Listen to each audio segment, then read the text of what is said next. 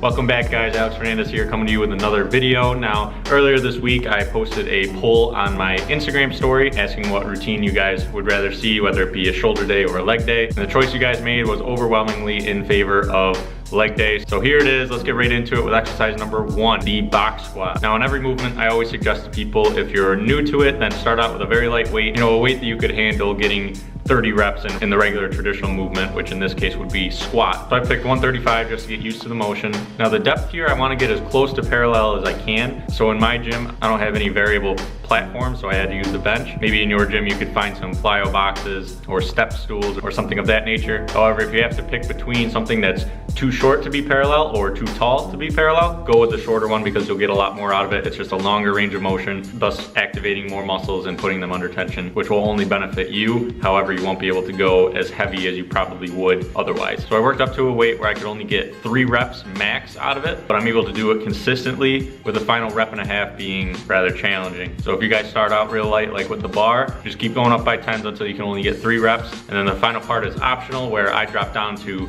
2 plates in order to just really finish off my leg muscles.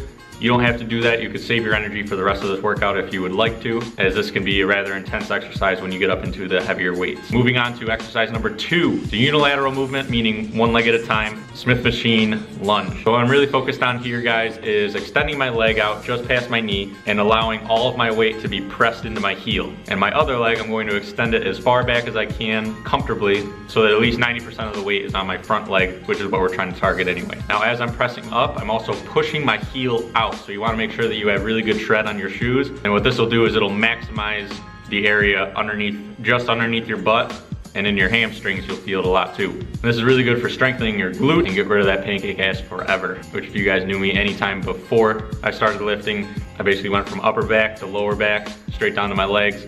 I had nothing back there, and actually this is the one exercise that I attribute a lot of my butt gains to. So make sure you guys take this one seriously if nothing else. Going for 12 reps on this one, and you want to keep working up in weight until you hit a weight where you can't hit 10 reps. So what I did was start with 45s on each side and then added 10s until the 10th rep on the final set was a huge challenge for me. So moving on to exercise number 3, which is one of my new favorites, something that I've only been doing for a couple of weeks now, a couple of leg days, but I'm slowly falling in love with it. It is, I'm not even sure what to call it. It's like a wide stance Smith machine squat. And again, this is another one where it'll really target the underbutt, as we'll call it. Now this is gonna be an exercise where you might wanna start out pretty light, maybe even just start at the bar and just get used to the motion, as you will need to press your back slightly against the bar, so it can be a little nerve-wracking for starting out to find your balance and get it just right. But some tips to help you: you wanna keep your torso perpendicular to the floor, maybe with a slight angle forward. And much like a wide stance leg press, you want your feet out in front of you where your heel is going to be in line with your knee. The rep scheme in this is going to be 5 sets, and you're gonna work up to a weight where you can only get 8 clean reps, the last one being challenging. So the 4th and final exercise, guys, is one that you're just gonna have to trust me on, because a lot of guys like to shy away from it. The hip abductor. Now in the beginning I had trouble finding a weight that actually challenged me in this, because I was doing the reps too quickly. So I would find myself doing 20-25 reps, almost maxing out the machine and not really getting a lot out of it. But a friend of mine suggested doing 2 or 3 second holds for every rep. And I tell you what, guys, this completely changed the movement for me. You really do feel a nice burn on your hips, which are great for strengthening your squat, getting yourself into the right position. For the squat, it's important to keep your knees out. In order to keep your knees out, you need to have strong hip flexors. So with this hold, you can hold a proper squat position much more effectively.